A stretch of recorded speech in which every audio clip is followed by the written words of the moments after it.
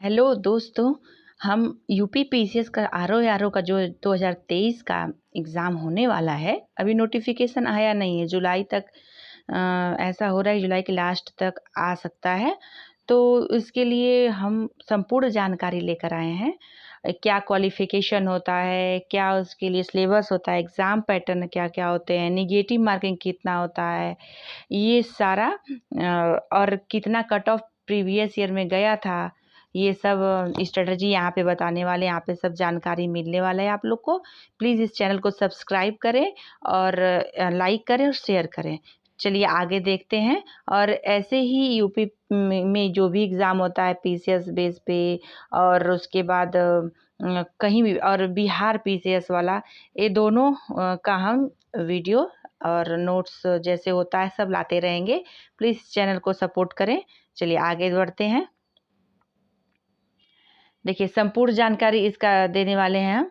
Qualification है इसका, RO का जो क्वालिफिकेशन है इसमें ग्रेजुएशन मांगा है। ग्रेजुएशन में आप किसी भी स्ट्रीम से होते हैं। और फिर इसमें एज कितना है, एज है 21 से 40 वर्ष। 21 जिसका एज हो चुका है और 40 वर्ष के बीच में सभी लोग इस फॉर्म को अप्लाई कर सकते हैं, लेकिन जो ग्रेजुएट हो। और एज में छूट किसको किसको मिलेगा, तो ओबीसी वालों को 3 वर्ष की छूट मिलेगी, और एससी एसटी जो वर्ग है उनको 5 वर्ष का छूट मिलेगा। ठीक है। आरओ में निगेटिव मार्किंग क्या था, निगेटिव मार्किंग देखिए इसमें 1/3 है, 1/3 निगेटिव मार्किंग है, इस पे ध्यान देना है। और फिर उसके बाद स्पेशल पोस्ट के लिए क्या, जैसे वो होता है ना कि कंप्यूटर ओ लेवल किस में चाहिए होता है, तो सब लोग इतना डरे हुए होते हैं कि ओ लेवल नहीं ना मांग रहा है, कंप्यूटर नहीं ना मांग रहा है। ऐसा नहीं है, इसमें कुछ स्पेशल पोस्टें होती हैं, उसके लिए कंप्यूटर या ओ लेवल या इनमें से कोई समकक्ष जो सर्टिफिकेट होता है वो चाहिए। और ये नहीं कि सारे इसमें जो पोस्ट हैं सबके लिए चाहिए, ऐसा नहीं है। बस कुछ स्पेशल पोस्ट होते हैं उसके लिए ओ लेवल चाहिए या कंप्यूटर के समकक्ष कोई सर्टिफिकेट चाहिए। चलिए आगे देखते हैं। देखिए अब क्या होता है कि इसमें ओ लेवल की मान्यता मतलब है, वही बात हो गया जो बताए हैं। ओ लेवल की मान्यता कुछ पोस्ट के लिए होती है, सबके लिए नहीं होता है। ये लोग दिमाग से आप लोग निकाल दीजिए, ठीक है। सैलरी वेतन कितना होता है, इसका सैलरी वेतन सभी लोग पूछते हैं कि कितना होता है, कितना होता है। तो देखिए पे स्केल इसका है 9300, ठीक है। 9300 है। पहली सैलरी आपको मिलेगी 34,800, और 34,800 आपकी पहली सैलरी मिलेगी, ठीक है। अब ग्रेड पे कितना है, ग्रेड पे पूछते तो आरओ का ग्रेड पे 4800 है, और एआरओ का 4600। देखिए एआरओ में 200 कम है, 200 कम है इससे आरओ से, ठीक है। और अच्छी पोस्ट है, अच्छा वैकेंसी, मतलब वैकेंसी है, अच्छा पोस्ट है इसमें। आप लोग प्लीज़ अप्लाई करिए और इसके लिए लग जाइए आप। और चलिए आगे देखते हैं प्री सिलेबस क्या होता है। प्री सिलेबस में क्या क्या होता है, तो प्री सिलेबस में होता है जीएस पेपर आता है 140 प्रश्न का, और इसका अंक भी 140 होता है। 140 प्रश्न का 140 अंक का, और हिंदी भी होती है 60 प्रश्न का 60 अंक का। अब इसमें पूरा टोटल मिला के 200 होता है, 200 होता है। अब इसका जो अंक है वो मेंस में नहीं जुड़ेगा, इसका अंक जो है मेंस में नहीं जुड़ेगा, लेकिन आपको इसके कट ऑफ में जैसा आता है लाना ही होगा, तभी आप क्लियर इसको करके मेंस में बैठ सकते हैं। ओके, चलिए आगे देखते हैं। अब देखिए ये देखते हैं। अब क्या है इसका मेंस का पूरा सिलेबस। तो क्या होता है कि वस्तुनिष्ठ होता है। वस्तुनिष्ठ मतलब एमसीक्यू बेस होगा, 140 प्रश्न 140 अंक का, ठीक है। अब इसमें सब्जेक्ट क्या क्या होता है जीएस फर्स्ट में, तो जीएस फर्स्ट में सब्जेक्ट होता है सामान्य विज्ञान होता है। सामान्य विज्ञान से ज़्यादा क्वेश्चन नहीं आता है। और तो दूसरा है भारत का इतिहास, भारत का इतिहास एवं भारतीय राष्ट्रीय आंदोलन।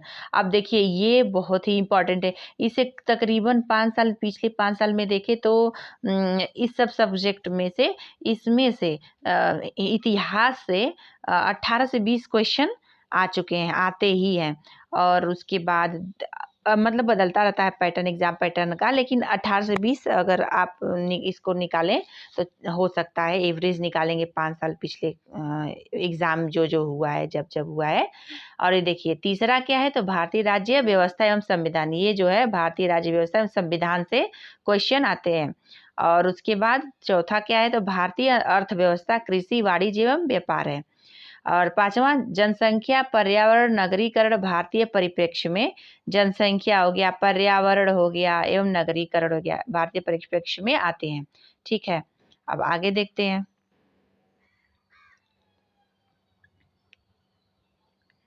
अब पाँचवा क्या है, तो पाँचवा क्या है, विश्व का भूगोल है, भारत का भूगोल है और प्राकृतिक संसाधन है।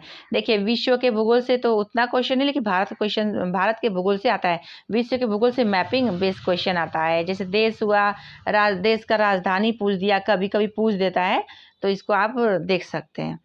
चलिए आगे देखते हैं। और ये देखिए सातवां इसमें क्या है, राष्ट्रीय अंतर्राष्ट्रीय समसामयिक घटनाएं, मतलब ये करेंट अफेयर है। करेंट अफेयर में क्या होता है, 25 से 32 क्वेश्चन तक आते हैं इसमें। करेंट अफेयर सबसे ज़्यादा पूछता है, 25 से 32 क्वेश्चन तक। अब सामान्य बौद्धिक क्षमता, सामान्य बौद्धिक क्षमता है 8वां।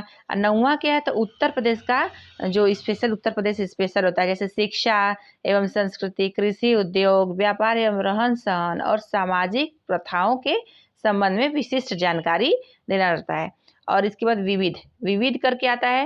और देखिए हम जितना बता रहे हैं, अगर आप यूपी स्पेशल का तैयार कर लेते हैं तो आपको यूपी के बहुत सारे एग्जाम में, बहुत सारे क्या, हर एग्जाम में यूपी स्पेशल से आपको क्वेश्चन पूछते हैं। तो आप ये जितना हम आपको बताएं ऊपर, ये जितना आपको ऊपर सारा बताए हैं, इसमें से आपको अगर तैयार करें तो हर एग्ज़ाम आप क्लियर कर सकते हैं। और जानते ही हैं कि वैकेंसी कितना लेट में हर एक वैकेंसी आ रहा है। तो प्लीज़ आप मन से पढ़िए। और ये मतलब ये जितना सब्जेक्ट है, इस सारे एग्ज़ाम में पूछे ही जाते हैं जो यूपी में होते हैं। तो आप ये नहीं कह सकते कि कौन-सा ज़्यादा पढ़ना है, कौन-सा, हाँ, ये बोल सकते हैं कि पहले ज़्यादा कौन सा पढ़ें, पहले उसको पढ़ते हैं, ज़्यादा नंबर आते हैं जिसमें। जैसे ज़्यादा नंबर आ जाएगा आपका, तो ये आ जाएगा कि इतिहास से आ जाएगा, और क्या ये पॉलिटी से आ जाएगा, भारतीय राज्य व्यवस्था को जिसको, और इसके बाद अर्थव्यवस्था इकोनॉमी से आ जाएगा।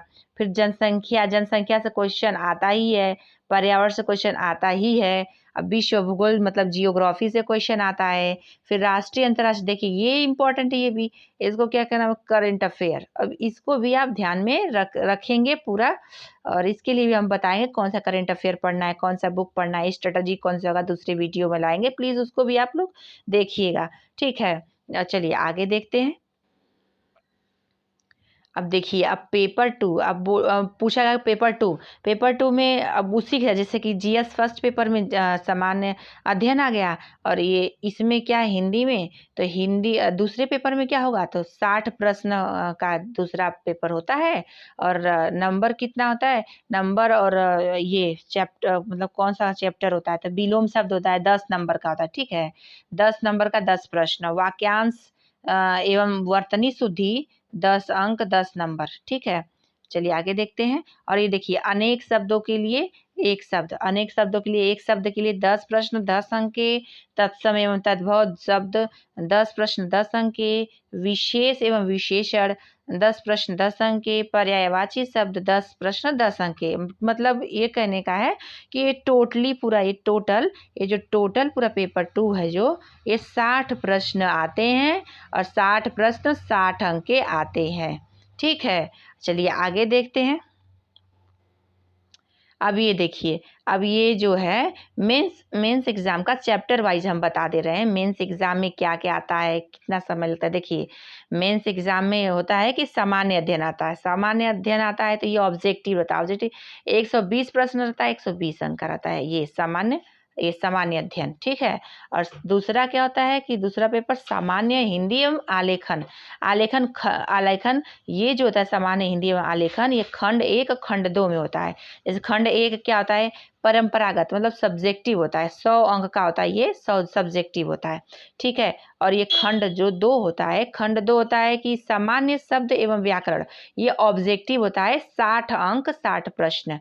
ठीक है, और ये जो है हिंदी निबंध, तीसरा पेपर जो होता है हिंदी निबंध का होता है। इसमें क्या होता है, 3 निबंध पूछे जाते हैं, 3 निबंध, जैसे कई 3 पार्ट में निबंध दिए होते हैं, उसमें से आपको चूज करके देना, मतलब आपको लिखना होता है, चुनना पड़ता है कि कौन सा हमको इसमें से लेना है निबंध और लिखना है। जैसे 3, लेकिन आपको लिखना ही पड़ेगा हर एक सेक्शन से। तो 120 प्रश्न के पूरे तीनों निबंध आपके रहेंगे, और एक निबंध 40 अंक का रहेगा, और 3 निबंध 120 के। ठीक है, अब पूरा पेपर का जो मेरिट बनता है, मेरिट मेंस के हिसाब से बनेगा, ना कि प्रीलिम्स के हिसाब से। मेंस के हिसाब से वो बनता है, मेरिट बनता है। अब मेंस में जैसा आप नंबर लाएंगे वैसा मेरिट बनेगा। अब पूरा जो होता है इसका मेंस का एग्जाम वो 400 नंबर का होता है। मेंस पेपर 400 पेपर नंबर का होता है। अब क्या होता है कि पिछली बार कट ऑफ कितना गया था, ये भी लोग पूछते हैं कि पिछली बार कट ऑफ कितना गया था। तो हम बता देना चाहते हैं आपको कि पिछली बार जो कट ऑफ गया था वो गया था 294 कट ऑफ गया था 400 में। 400 में 294 कट ऑफ गया था। ठीक है, अब इसका ये कहते हैं कि कैसे कैसे आप लोग कर सकते हैं। तो ज़्यादा टफ तो है नहीं अगर पढ़ा जाए तो, लेकिन आप अभी भी निकाल सकते हैं। अभी तो नोटिफिकेशन आया नहीं, लेकिन आप अभी से लग जाइए। और आप प्लीज़ मेंस में, जैसे अभी तो प्रीलिम्स का ये लोग सोचते हैं कि पहले प्रीलिम्स का तैयारी कर लेंगे फिर मेंस का करेंगे, ऐसा कुछ नहीं है। जो मेंस का तैयारी करेंगे तो ऑटोमेटिक प्रीलिम्स का आप लोग का तैयारी होता रहेगा। प्लीज़ एक बार ये लोग आप लोग देख लीजिए, चैनल को सपोर्ट करिए, सब्सक्राइब करिए और लाइक करिए, शेयर करिए, और ऐसे ही आगे वीडियो हम लाते रहेंगे। इसके लिए देखने के लिए धन्यवाद।